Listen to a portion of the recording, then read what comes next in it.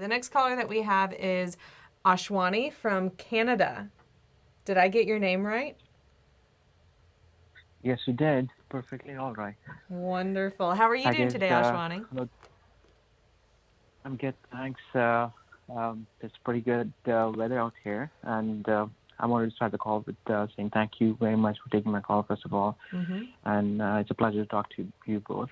Well, thank Thank you. you. And needed your help today with something, and I was wondering now that we have Dr. Beam online, and I can ask him this question live. So just to tell you a background about my situation, I've been separated from my wife for almost a year. Today is the anniversary, actually. Last year, January 21st, that was the D-Day, as we use the abbreviation there, where I got to know about her long-term affair of almost like 4 years with her employer, who was also married and 10 years older than her, different cultural background and everything. And we've been married for 15 years before that, and I knew her since school, like when I was 15, so almost 25 years. So the situation is that came as a shock to me, and I did never realize that it could happen in our life, and I did some silly things. I actually attempted suicide, and I was in hospital for a week, and somehow doctors saved me. But as Dr. Beam says, these things doesn't work out ever. She was confused in the hospital. She's like, no, I'm not going anywhere. I'm going to leave everything, just come back. And then the moment I opened my eyes, she was like, no, he's crying. I cannot stay with you anymore. And she left. But I never told anybody first that something happened with her. I told it's all my fault. I, managed our relationship wrong and all that stuff. But then she was the one who, went out and told our friends and my parents that she's having a relationship and that she wants to get out. So which eventually backfired on her as well, because some of her relatives broke up with her, and all my friends, broke up with her. So she left alone, thinking that she's the best, that's the best decision she can take. And I tried to, like as you said in your videos, beg, plead, and requested her that I can leave my job, let's go back, let's do something else, and I can work this out. But she was like adamant that no, I can never be loyal to you. And she was confused at that time whether to leave me or stay with me. But I don't know what happened. Eventually, she made a decision to get out, and we had a long 8 months long legal battle in terms of signing the agreement, where eventually I gave her all the money, sold the house, gave her half the house. She never paid me any money for 3 years before this D-Day, but I still let her go with all the money, thinking that it's all good. I can make money later on, but the relationship gone, which is very bad. But I don't know why, Dr. Beam, the things started going other way around, and she started blaming me for everything, saying, like, I lied, I manipulated, I made her do this on social media with her relatives, everything. Her parents started saying, I changed because of that, she had to get out. And, now and then, even after like agreement is signed, and this week or next week she can take divorce based on the agreement we have signed in November last year. She's still putting some, stupid stuff on social media, saying that I lied, I cheated, I manipulated her to get into this situation, and she's strong enough to be happy. Right. So how? Which is actually sometimes bothers me. How may we help you, my friend? Yeah, so I wanted your help and guidance in terms of understanding, is it the time for me to let it go? How should I handle the situation where she's not, like, I understand if you're happy, let you be, like, go and be happy. Why are you so, trashing me for nothing on social media and still creating this nuisance around it, whereas I'm not even saying anything to you? I haven't spoken to her since February 8th last year. So I'm not quite understanding. You're asking me why she's doing this? Is that? No, I'm saying that what is your opinion on her situation? Plus, what should I do? What is, like, should I just let it go? Should I be I think he wants to know if there's hope. Ashwani, are you wanting to know if there's hope, if this can be saved, and if so, what you can do to help bring her back? Okay, but you just said it's been right at a year since you've actually communicated with each other. Is that what I just heard? That's right, but the communication, she sent me a couple of emails in between to deal with the legal issues. other than that, but I never replied, thinking I don't know if I'm doing it right or wrong, or I should just reply, because the moment I reply, she starts abusing me for something else. I don't know what happens to her. So the communication, except for a couple of emails, was over a year ago, or about a year ago, and she continues to this day to post things on social media where she's attacking your character, your personality, your integrity, things like that. That's what I'm hearing you say, correct? That's exactly right. Okay. And I can understand that you still love her and that you still like to make this relationship work. But it becomes an extremely difficult thing to do when the other person will not communicate at all. And if that person continues to use vitriol against you, continues to say these negative things about you, negative things to you. I'm not telling you to give up hope. It's not my right or privilege to tell somebody to give up hope. But if you're asking my opinion of, okay, are the odds here good, bad, or indifferent, I'd say it doesn't sound good.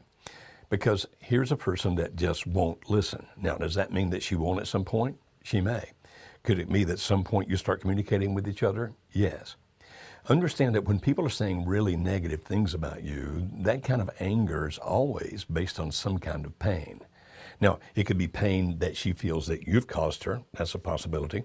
Or it could be the pain that you're still there and this divorce is not final and she wants to go on and live her life her way. It could be pain from that. It could be pain because of the fact that she feels guilty.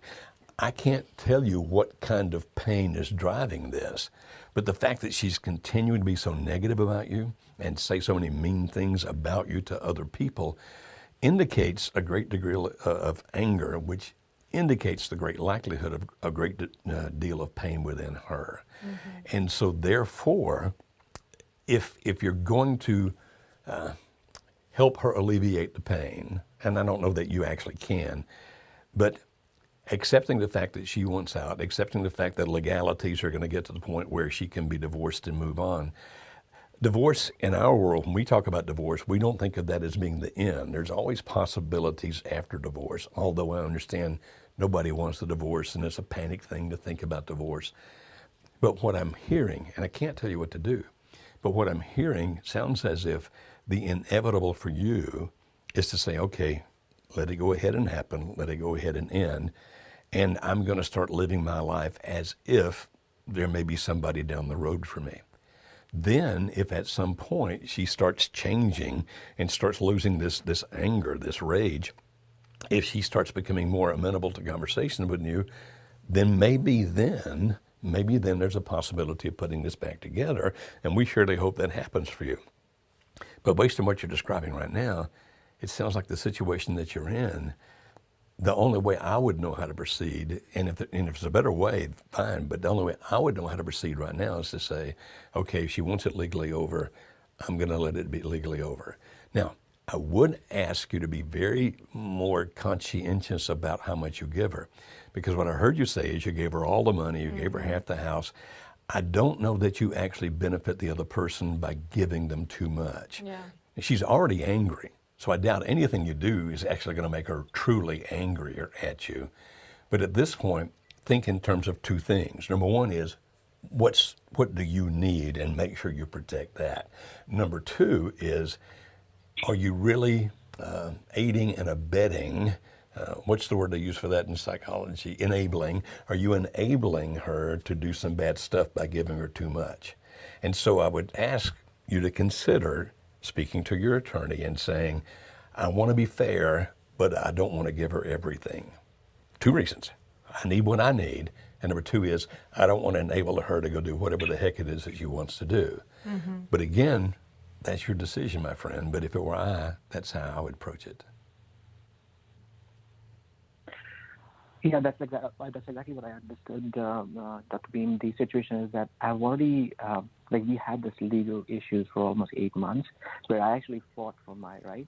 I didn't give up that easily, saying, okay, I can give you the house and you can take whatever you want. Good. But eventually we signed an agreement where I said, okay, half the house is yours. Whatever money you owed me, it's okay, you can take that. And we move on. We signed the agreement. It's a matter of just going for her to go to court and get the divorce now. There's no legal issues involved right now where I can make her stuck, or she can make me stuck. The only thing is, that's where I feel more awkward in a situation where everything is done. You're good to go. Why do you want to talk about these things again and again? And why are you justifying that you're happy? If you're happy, just go ahead with your life. Yeah. Why are you calling me a cheater where I didn't do anything?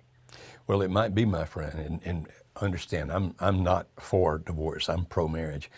But it might be that what you're going to do is get your attorney to move then, to say, okay, we need to bring this pain to an end.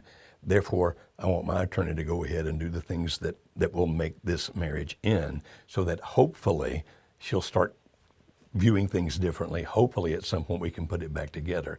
I don't know that I would let another person continue to torture me by attacking me, et cetera, et cetera. I don't know how that benefits her. I don't know how that benefits you. And while I'm always pro-marriage, always anti-divorce, it may be in this situation you might need to get your attorney to go ahead and make the divorce occur. But again, that's what you talk to your attorney about. I can't give you advice about that. Right. No, I appreciate that. that. All right. Well, thank you very much. But thank you very much for the advice. Okay, I really thank appreciate your feedback, and thank you. Thank you very much. Have a good day, guys. Thank you. Take care. Thank you. Another thing that he said was that he hasn't been responding to her emails because he didn't know what to say. And so my only other thing that I would add on top of that would be, don't just stay silent. I mean, if she's already angry, then just respond in the way that's calm and gentle and strong. That's a good point. And that's the only thing he has right now. That's the only thing he can do. And so that's, I would say don't shy away from that during this process. Right. But like you had said earlier in the conversation, there's something, from what he said, there's something else in her life that's making her angry. Sure sounds that way. It sure does. And so, I don't know how long they were together before this happened or any of that kind of stuff, but just as an individual, I hope she finds something that takes away that anger. Right.